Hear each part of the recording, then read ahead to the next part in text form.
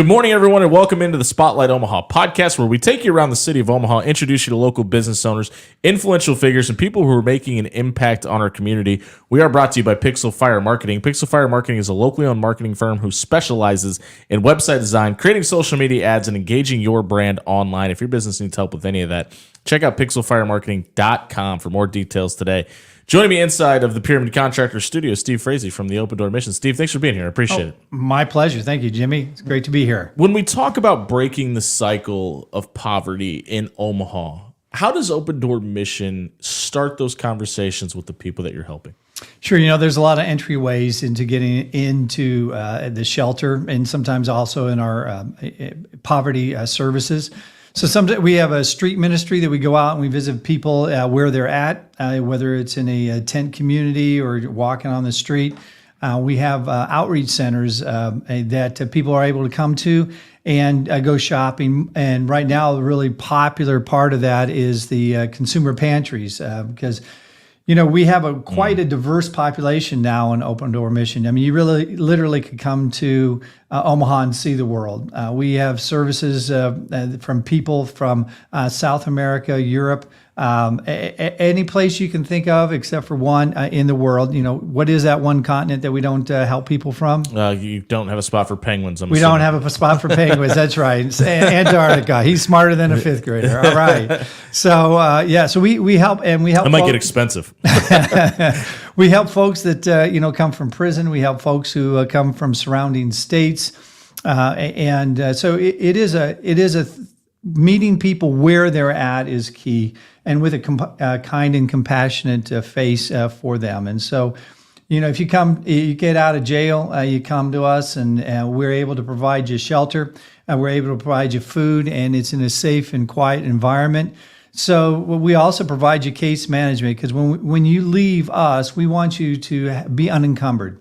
So we want to have you taking care of all your warrants. We want to have you taking care of your license if you need to get that, or whatever kind of ID that you need, because you can't do much without an ID. Sure. And so we have all that case management, all those opportunities. We connect with other organizations who are helping people get housed and the like.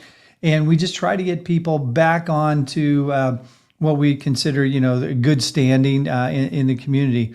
Unfortunately, a lot of times people will leave before they're ready to do that. It's a tough transition. If you've ended up homeless for whatever reason, that is a tough life. It's more difficult than people can imagine. During COVID, it was preached about how going into shelters was a dangerous place because they thought COVID would easily be exchanged from folks. And, in Omaha, we didn't have any deaths. It was an amazing thing. All the shelters did a fantastic job in that regard. But unfortunately, there's the folks that you see that are out in the community, in tent communities, they understand in their head that the shelter is a dangerous place. And so we have to really work hard along with the other organizations to convince them that come in you can get better services when you're at one of the shelters than you can if the shelters have to go find you in a tent somewhere. Sure. You brought up the pandemic, and that's obviously a unique time for everybody throughout the world. What are some things that you learned, not just specifically you, but at Open Door Mission, that you learned about how to kind of navigate the waters of helping people while trying to keep them safe and healthy, that not only did you use in 2020 then, but that kind of mobilize itself that you use today? Sure. Yeah, that was a watershed moment for us, for sure. So we had just started a medical clinic with an RN, and she had come from Nebraska Medicine, and so we had some contacts. And so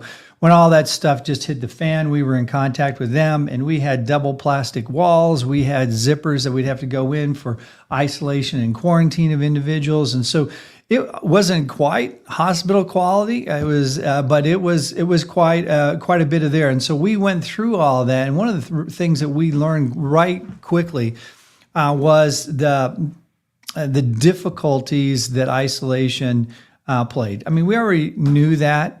But when we had to have you go and stay in a room for 14 days because you had COVID and you couldn't come out, and we had to bring you food, and we had got a TV or radio or something in there for you, just that time was really difficult for folks. And so that really helped us in understanding the personal needs that people have, and they just really simply need to be heard.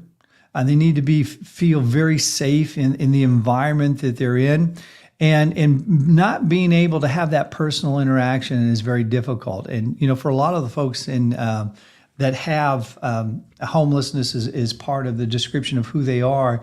They also have mental health issues, and so they're processing a slightly different and sometimes greatly different than you and I process. Sure. And so it requires us to meet them where they're at. We can't expect them to meet us where we're at, and so we've learned to navigate with them better. We've added. We now have 5 licensed mental health practitioners on our campus that we employ, just to help us navigate that, help people navigate through their addiction and other issues, as well as getting them connected to additional resources. And that's one of the things that we've always wanted to do, is to connect you with resources. We're not the supplier of all the resources for you, but what we're doing is we're facilitating that connection. And so we'll connect you with Community Alliance, who's just moved out to 72nd Street. Which is a great location, buses and all that, but that requires a lot of effort now for folks to get there compared to where they were on 42nd Street. You made an interesting comment a minute ago. You said somebody that labels themselves as a homeless person. When we talk about putting labels on people and things and situations, mental illness, being homeless, do you guys try to avoid using those terminologies to kind of avoid the mental cycle of what that could put you in? Correct. Yes. And it's really hard because people talk about homeless. A homeless person, right? Sure. Well, they're a person before they're homeless. Absolutely. And so we really work hard, and that's just the way English works really well, is to put those words together. So, but to show that dignity for folks is really important. That those are things that describe you; they don't define you. And so the one thing that does define you is that you're a person, and we want to make sure that that's how we're interacting with you first and foremost. So, like for example. Just recently, politically, however you feel about what's going on in life, we now have people from Cuba. Sure. We now have people from throughout South America. We have people from Europe now, from the different conflicts that are happening over there. They all appear to be coming through our southern border, and they have stamps, and so on their visas, and so or on their passports, and so they've come through legally, which really puts them in a bizarre place. Sure, you can be here, but you can't. They get looked at a certain way. Yeah, well, you can't be here. You can't work for a year, right? And you got to go through all this paperwork and to do all those things. So folks are coming to America for a better life, and God bless them for that. And Sure. But that's a huge new phenomenon for us to deal with, because we were anticipating. Right now we have about 560 people sleeping on our campus last night. Usually this time of the year, that's down to 500, and so. And for every month so far this year, we're ahead of the average and the year, the month last year. And so the demand for services is up. In our outreach centers in Council Bluffs and in Omaha, the demand is way up. Sure. And we have people who sometimes. Do you think that's because of the situation at the border? Some of it is. Sure. I mean, because we're getting those people here, right? Yeah, because however you feel about it, it is happening. It is, and it is putting a great demand on us, right? So we're seeing end of year numbers when it's cold and it's Christmas, and we're giving away gifts. We're seeing those numbers today. Sure. And so that's putting a strain on the gifts that people give us, the donations that people give us, and so there's just this huge demand for those kinds of services. Walk me back a minute, because you talked about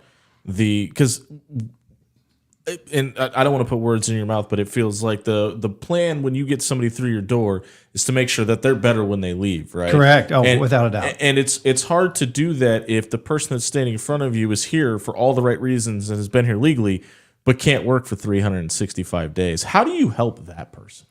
Well, we get them connected with, for example, Catholic Charities. We get them connected with the immigration people. We do all those things that they can do, And in those communities, they typically find each other, and those communities are not long stayers with us. Sure. So the folks who are long stayers with us are the folks who you would think of, people who are coming out of jail, who are coming out of prison, who are have mental health issues, who have been all used up. I unfortunately, that's probably the best description that I have of a lot of the folks that people understand is seen in severe poverty.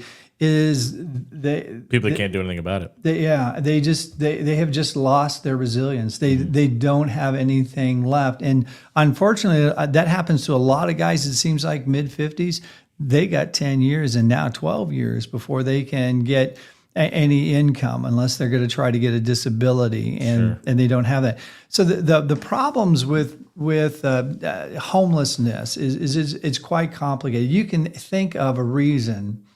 And you can end up being homeless with that reason. And so there isn't a solution. There's multiple solutions. Like every story is different. Right. And it's all personal, right? And so that's why the shelters all really work well together. We have Sienna, Open Door Mission, Stephen Center, Micah House, and New Visions, and Joshua House across the river.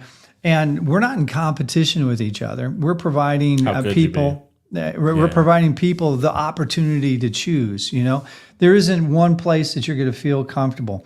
We're a gospel rescue mission. We love Jesus. We're going to tell you about Jesus. But if you don't want to hear about Jesus and you don't want to do anything, that's cool. We're still going to treat you the same. We're going to give you the same services. We're going to do all of that.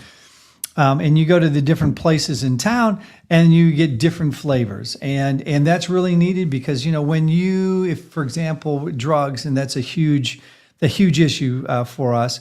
If you're out using and you really need a place to stay, but you're still tweaking and you're still coming down off of stuff, you're not going to feel comfortable in our environment. You're going to feel comfortable in one of the other shelters.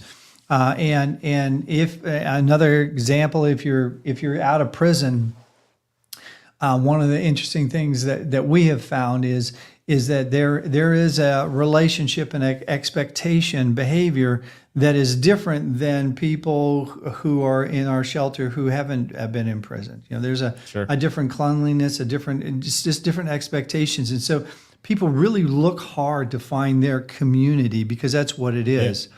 And a lot of times when we get frustrated when we say, well, somebody has housing out there on 72nd and Maple and they only lasted a week or a day. Well, probably because we removed them out of their community, out of their family, and we isolated them. And one of the things that they're telling us is that's it's not going to work. Not going to work. And so we're working really hard and to get people to move together so that they still have that community. So up in the old Dana College, Lutheran Family Services got a project up there of places, and we just talked to Bev and those folks last week. Yeah, we moved like 4 guys up there, and so they have each other. They're not alone. They have their own apartment, but now they still have that connection, and they can build a bigger connection and feel at home. And that's really what's important because people will define their family, and we really need to respect that for folks. We're catching up with Steve Frazee from the Open Door Mission here on the Spotlight Omaha podcast, brought to you by Pixel Fire Marketing inside the Pyramid Contractors studio. I want to ask about the mentality standpoint. You talked about when somebody gets out of prison, they come stay with us. It's going to be different than this person, that person. Obviously, when you're in prison, there's an economic system, there's a culture, right? How do you help take that person mentally out of where they were confined with the state to, yes, there's a set of rules and it's structured to the Open Door Mission as well, but it's not the same. Is that difficult? It is. And depending upon how long you've been incarcerated and depending upon the kind of incarceration that you went through is even more difficult. Sure. So, I mean, we've talked to individuals off the ledge, if you will, by them just having to make so many decisions. You and I don't think about it, but you got to think. You got to decide to get up. You're not told to get up. You got to decide to go and do this and do that. And so some of the folks are really overwhelmed with the kind of decisions that they have to make that aren't being made for them anymore. Right. Yeah. And they just try to go along, and they don't just, and so we try to encourage folks to take that ownership back in their life, and to walk in a way in which they're comfortable at the pace that they're at. And that's the big thing. We have case managers that really walk with individuals to help them make those decisions, to set a goal, and then to start to work towards that, and then to find relationships. I mean, we have a lot of meetings both on campus and off campus for the different addictions and the different flavors of getting back together. And we transport people to medical and legal appointments. And so we're just trying to, we try to take the edge off, if you will, and encourage people to be able to make those decisions in an environment that they're happy with. Sometimes it's like, okay, this is like too much freedom. Okay, I want to go to a 3/4 way house, and so we'll get you to a three-quarter way house. For anybody that may not know what a 3/4 way house is, what is that? It's independent living. You're expected to work. You have to pay rent. All huge things. I mean, that is so fantastic to have that expectation, and people meet those. Yeah. Right. But you have to check in, and you have to go to meetings. You have to do all these things. There's a lot of check things, just like you have in a controlled environment. And that way, that external accountability helps you as you build the internal accountability. Because what we tell people is, you're the expert on you. Sure. And we want you to be able to pursue what you're going to pursue, and we want you to know that. And so we work with folks, and sometimes they go, yeah, this isn't for me. Well, that's great. You know that this environment isn't for you. Let's help get you to an environment that is for you so that you can be successful. And we take success as being a contributing, positive member of your community. Is it really hard to look at, because obviously on my radio show at night, we talk to a ton of different coaches, and the one thing I've learned is success is defined differently by just about everybody you talk to. Is it really hard to look at a single man who's able to go out and get a job and maintain himself as success when you have a single mother who has got 3 children that gets her house for the first time, or a recovering drug addict that's sober for 2 days straight? Is it hard for you personally to look at different people and label different things successfully? Not really. The difficult part comes in trying to explain to somebody how it was successful that we helped this person with an addiction maintain his sobriety for 35 days. Do you mean it's hard to explain to that individual, or maybe the people to other individuals? Sure. Okay. Because they see, well, after 35 days he failed. Yeah, but up until this point he didn't make it past a week. That's 34 wins. Right. Yeah. Right. And now he did this, and now he has this relationship with us. And so he wants to come back to us. And so we're building this relationship. And so we're building this series of successes. And that's true with the mental health part of things as well. The definition is not, there's no cure for mental illness. It is a way of coping with life, and that you are able to maintain a way of life that is healthy. And so sometimes you're going to go and you're going to have a issue that happens. And the goal is to extend those times between those issues, and also decrease the severity of those. And so all those, and as you're learning to navigate those, all of those are successes. Sure. And so sometimes people really just want us to cure things, and we can't cure things. Unlike, you don't have a magic wand? I don't have a magic wand.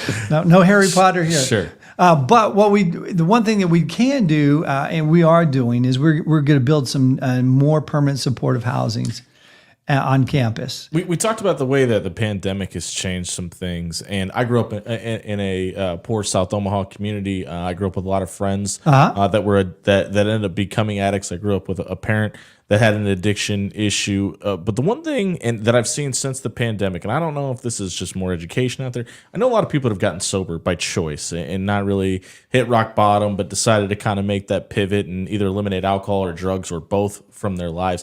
Have you guys seen more people getting sober after the pandemic, or is that something that maybe is just unique to me?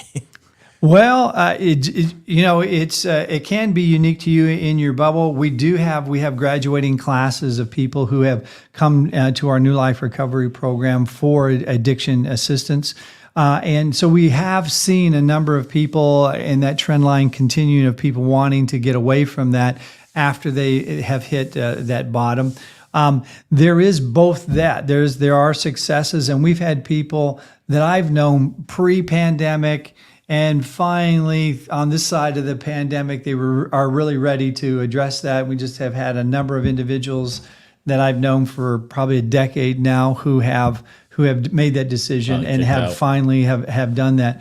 But on the other hand, too, we've seen a reduction in resiliency for the population in general, so that there are more mental health issues associated with addiction and associated with folks who are dealing with homelessness than we have in the past. And those, unfortunately, one of the wonderful things that happened during right around the pandemic was expanded Medicaid. And that has been an incredible blessing for the individuals that we're able to serve. We have a free clinic that we staff with RNs, and then we have some volunteer providers that will come in. And what our goal is now that folks are able to go see a medical provider and also receive a mental health assistance, we really facilitate that and help people learn how to access those systems. You and I know, Sure. Make a doctor's appointment. You really got to make sure that you do everything you can to get that doctor's appointment, because you may have to wait another 3 weeks before your doctor has another slot. Well, our folks have, when you're in poverty and you have other issues, your attention span maybe is 24 hours.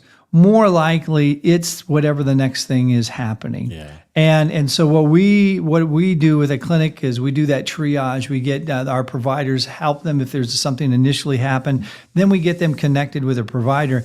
And we undo the years, and some folks, are in their 50s and 60s, so we're reducing that by 40, 50 years of misunderstanding and misuse of the emergency room. Last year, we stopped 568 visits to the ER that didn't need to be done. And so... Is that because people don't have,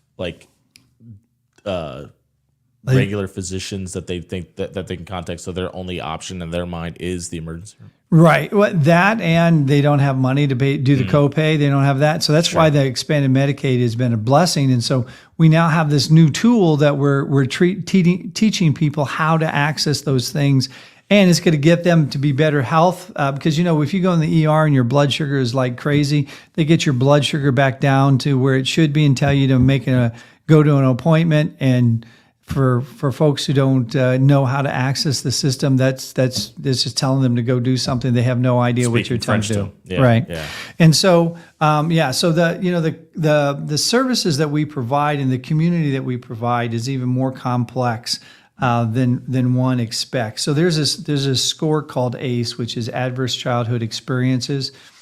And we've done a measure on that. And so for our families and for our singles, at least 3/4 when they self-reported are at the severe point. And so that means... Does that mean they were facing some sort of trauma when they were a child? Yeah, so it's like, was there violence in your household? Were you evicted? Were you put into foster care? There's this whole list of folks. And so the rest of Nebraska barely, it doesn't even quite get to 1. Mm-hmm. And most of our folks are 4 and over. Sure. On a scale of 1 to 5, correct? Right. Yeah. 1 to 4 is as high as they go. Okay. 1 to 4 is.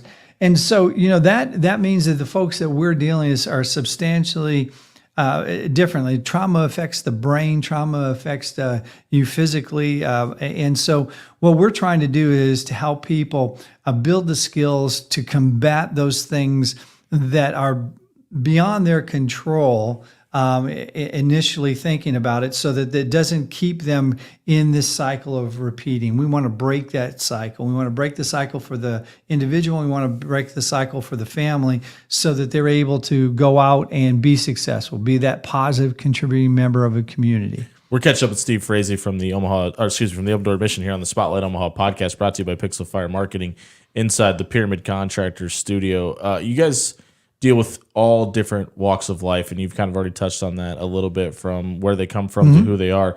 What is the difference? Because you guys obviously, for several reasons, have to.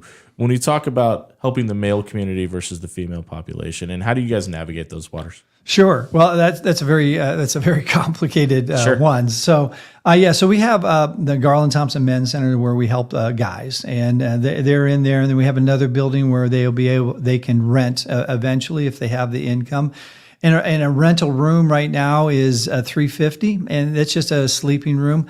Now, the new approved rent charges for subsidized places of an SRO, that's called, is at $585, and so we're substantially below what we could charge, right? Sure. And it's because if you're getting $750 a month, if that's your disability, or you're getting a retirement that's, for a lot of our guys, that doesn't even hit $1,000.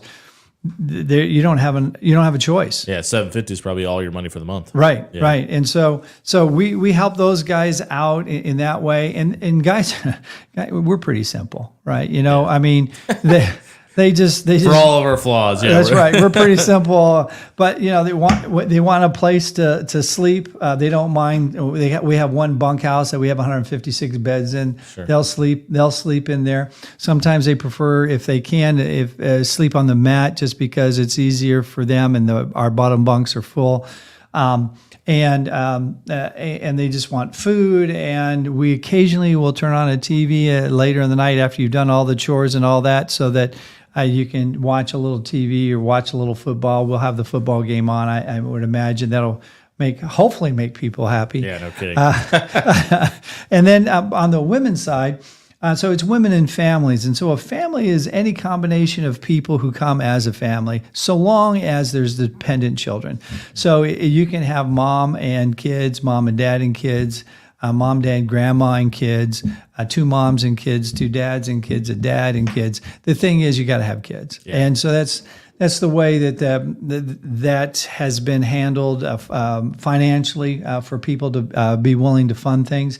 So we have that side of things, and that's tremendously more complicated, right? Because part of the deal is some of the population is focused in on just getting benefits, right?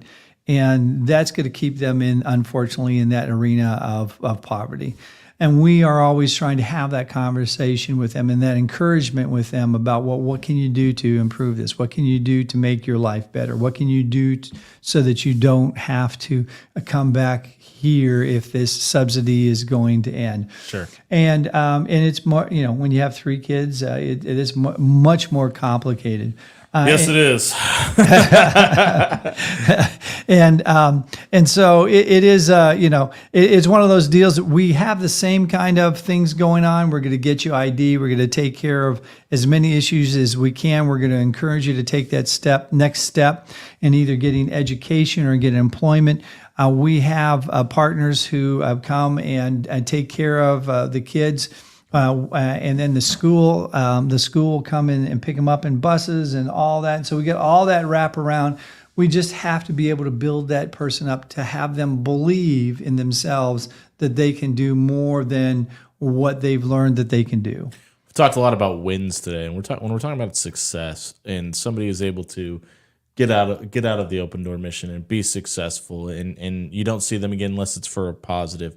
Is it education that is usually the common denominator in that, educating them on what is out there, how they can benefit themselves, or maybe even just continuing their scholastic education? Sure. I wish it was that easy, right? But the success story I'll tell you is there's an individual, I won't use her name, came, went through our program about 12 years ago, became an employee, and then went into our permanent supportive housing, saved enough money to buy her first house, got her licensure in mental health, then became a manager of for a firm here in town, and now at the end of the month is starting her own business. That's incredible. That's an incredible story, right? I have another gentleman his story is he finally decided that he was going to stop fighting, and just say, okay, I'm going to go and I'm going to work. That's what I'm going to do. And so he's gone and he's worked. He stopped using and all of that. and he's maintained his sobriety and all that, and has been a positive contributor to his community. He didn't get any more education. So education can be that key, but it really is that decision internally to make a change, and then the supports. Both of those individuals are hugely connected and have been hugely connected with people who are positive in their life and are helping them make that change and maintaining them and having those conversations. We have some past employees, and we have an aftercare group that can meet. If you want to go to, you can go to, you don't have to. And they speak the truth to one another, because everybody in that group knows what an addict is, because they all have had to deal with that.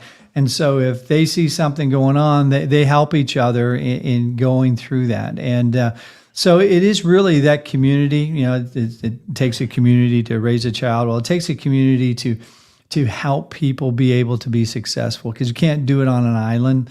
Some people can, but not the group of individuals that we're trying to do that with. And that's why we're building a 5-story, if you can believe it, a 5-story 1 and 2 apartment building for men, and so that they'll be able to have that on campus. Then we're building another permanent supportive housing building for women and family as well on campus, and hopefully that's going to happen the next couple years. We just got to get in line for the tax credits, and unless somebody in your audience, I was just about to ask. Unless somebody in your audience wants to maybe put their name on a building or whatever. We obviously have the opendoormission.org website scrolling across the bottom of the screen. If somebody wants to make a donation, how do they do that? You just go on there and it says donate. And we're not top right corner. You can't miss it. We're not embarrassed about asking for money, because we're building a new a community event center, hospitality center, because when we add these, it'll be about 250 people to our campus. We need to have a bigger space for people to be able to come and eat and get and be a part of that community. And so we're building that, and then we have these other 2 buildings. Then we're building, because Omaha keeps trying to go to Lincoln, I guess. So we're building we have a place out in Elkhorn now for a donation, and so we're building a bigger and a more hospitable building for people to be able to drop things off and do some volunteer things out there as well. So we're just trying to meet that community as well, as because we are very dependent upon the generosity of people in our community to be able to make this thing happen. Because we're very sensitive to the rents. It is just unbelievable the amount of new rental properties that are going up, but they're all out of the ability for our folks to pay, and some of our folks. Their background is limiting. Nowadays, a lot of times, if you have an eviction, a landlord doesn't want to see you, doesn't want to talk to you until that's off the record, and it's just a lot of difficulties to be able to find things. But obviously, people are building apartments and apartments and apartments all over the place. So we're trying to get those, and so hopefully shifts will happen. Shifts will happen, and we'll be able to get into those other apartments. But Steve, I'd love to do this at least once a year, man. This is great and very insightful, and hopefully somebody in the audience is able to help. Again, if you can make a donation, you don't have to put your name on a building. Any little bit helps. That's right. Head over to opendoormission.org and make a donation today. I appreciate you being here. Thank you so much.